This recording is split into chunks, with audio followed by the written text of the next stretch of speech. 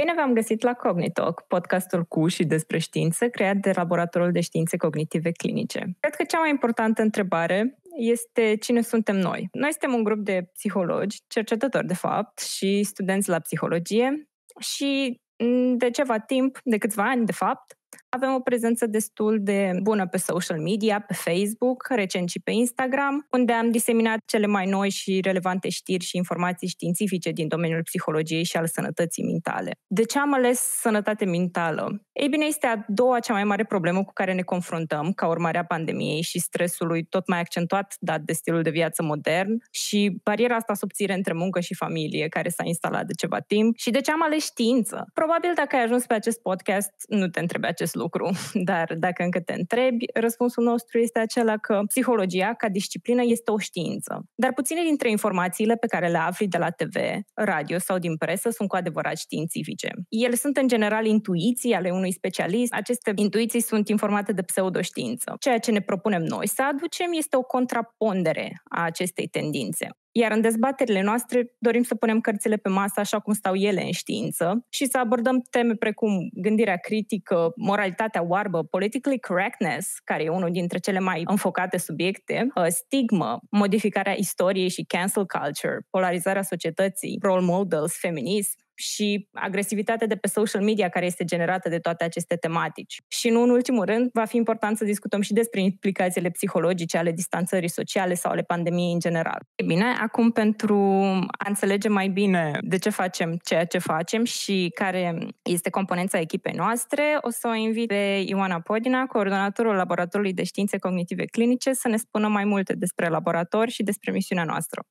Bună ziua și bine ați venit la podcastul Laboratorului de Științe Cognitive Clinice și din partea mea. Mă numesc Ioana Podina, sunt psiholog și conferențiar și coordonator Laboratorului de Științe Cognitive Clinice, un laborator înființat relativ recent, în 2017, în cadrul Universității din București. Laboratorul are colaborări prestigioase cu universități din țară și din afară, precum University of Zurich sau University of Ghent, cercetări publicate în reviste internaționale reputate în domeniu. Și aș puncta că acest aspect ne distinge de o serie de alte instituții similare în domeniu. De ce este important acest lucru? Pentru că stimulăm și sprijinim cercetarea și inputul științific pe care îl putem aduce în psihologie. Organizăm de 3 ani evenimente de popularizare a psihologiei științifice și a sănătății mentale, precum Săptămâna de Conștientizare a Creierului, care este un eveniment internațional, sau o serie de prelegeri și ateliere ale Laboratorului de Științe Cognitive Clinice. Așadar, suntem persoanele potrivite să vorbim și să dezbatem pe tema miturilor legate de psihologie, gândirea umană și o serie de alte teme pe care le-am anunțat și anterior și pe care sperăm noi că vă vor atrage înspre domeniul psihologiei științifice. Mulțumim, doamnă profesoară. În continuare, o să o invit pe Andreea să ne spună câteva cuvinte despre ea. Bună! Sunt Andreea Luca, psiholog și doctorand în cadrul Școlii Doctorale Interdisciplinare Universitatea din București, membru al Laboratorului de Științe Cognitive Clinice din anul 2017, iar interesele mele de cercetare includ, pe lângă altele, explorarea legăturii dintre emoții și judecata morală și procesele intergrupale bazate pe identitatea socială, precum dezumanizarea, prejudiciul și ostilitatea asupra grupurilor externe. Mulțumim, Andreea! În continuare, Ana ne va spune câteva cuvinte despre ea. Bună! Numele meu e Ana Toma, sunt și eu doctorand la Facultatea de Psihologie și Științele Educației în cadrul Universității din București. Sunt și psihoterapeut în formare, iar membru al laboratorului sunt de prin 2017. Interesele mele de cercetare se învârt în zona psihologiei cuplului. Dacă ar fi să fac o referință cumva mai specifică, aș zice că mă interesează modul în care interacționează scopurile partenerilor de cuplu, modul în care gestionează partenerii de cuplu, conflictul sau incompatibilitățile care pot să apară între scopurile lor și ale partenerilor lor, astfel încât relația să funcționeze chiar și în prezența acestor incompatibilități sau interferențe. Și cam asta despre mine. Mulțumim, Ana. Îl invit în continuare pe Alex să ne spună câteva cuvinte despre el. Salutare! Eu sunt Alex Pană și fac parte din acest laborator cam de 1 an jumătate. Până să urmez Universitatea de Psihologie, am terminat un liceu de filologie bilingvă engleză din București, unde și locuiesc în momentul actual. Acum sunt masterand în cadrul Masterului de Psihologie a Sănătății, care face parte tot din cadrul Universității București. Momentan mă aflu și într-un proces de formare terapeutică în terapii cognitiv-comportamentale. La nivel de interese, în momentul actual, subiectul care mă animă cel mai tare în ultima vreme e reprezentat de modurile diferite de aplicare a prelucrării limbajului natural în psihopatologie. Lui se mai spune și NLP, deși este un acronim care îl împrumută și cu alte concepte. A trebuit să fac această distincție fiindcă sub același acronim există și conceptul de programare neurolingvistică. Aici avem o gamă destul de variată de studii și de arii, de la prezicerea anumitor caracteristici psihopatologice din limbaj scris sau vorbit, la cunoscuții chatbots de sănătate mentală sau e-health. În ceea ce privește hobby-urile mele, deocamdată, și de fapt și de mult timp, mă pasionează muzica. Când la flaut, la chitară, încerc să mă mențin și activ din punct de vedere fizic, iar recent a început să mă pasioneze și consumul de artă.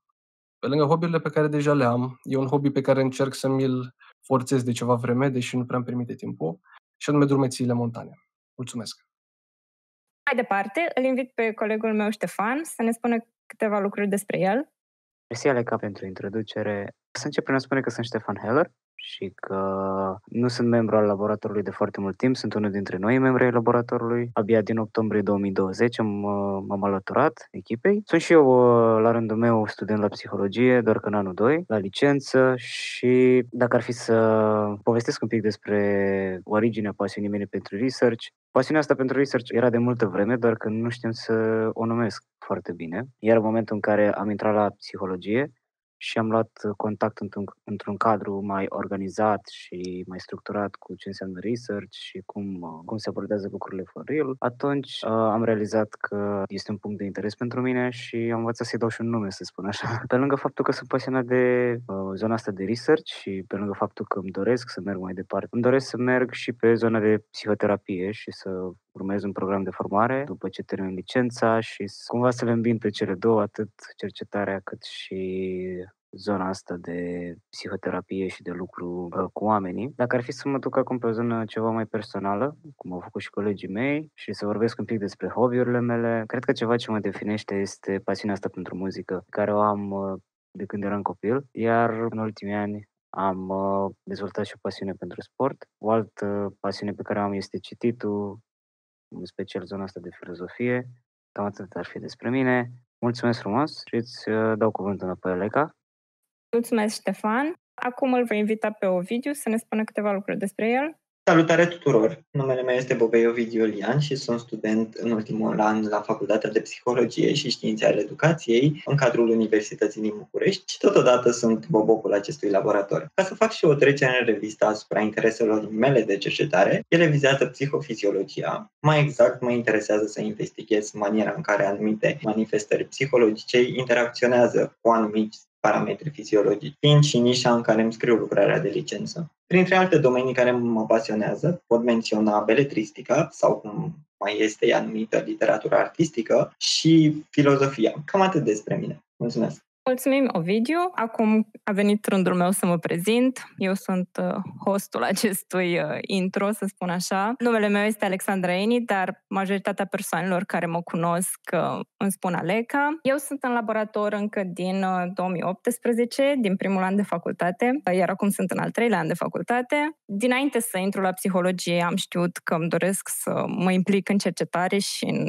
arii cât mai științifice cu putință și cred că ăsta e leitmotivul multora dintre activitățile pe care le am. Ca interese de cercetare, ei bine, ele sunt diverse. În principal mă interesează psiholingvistica, limita asta fină care există între lingvistică și psihologie, felul în care noi procesăm limbajul. În ultimul timp mă interesează și tematici adiacente cu Natural Language Processing. Pe viitor îmi doresc să continui activitatea în domeniul cercetării și în mediul academic, deoarece chiar cred că asta ar fi cea mai potrivită carieră pentru mine. Cam asta a fost componența echipei noastre. Le mulțumesc colegilor mei pentru prezentări. Tema următorului podcast va fi gândirea critică. Ce este gândirea critică și cum o stimulăm? Care este rolul ei în educație? Și, cel mai important, cum ar arăta educația pentru gândire critică? dacă ar fi să o facem în școli. Gazdele următorului episod al podcastului vor fi Andreea Luca și Ioana Podina. Vă mulțumim că ne-ați ascultat în acest episod introductiv. Ne găsiți și pe Facebook la Laborator de Științe Cognitive Clinice, iar pe Instagram ne găsiți la @lab Științe Cognitive Clinice.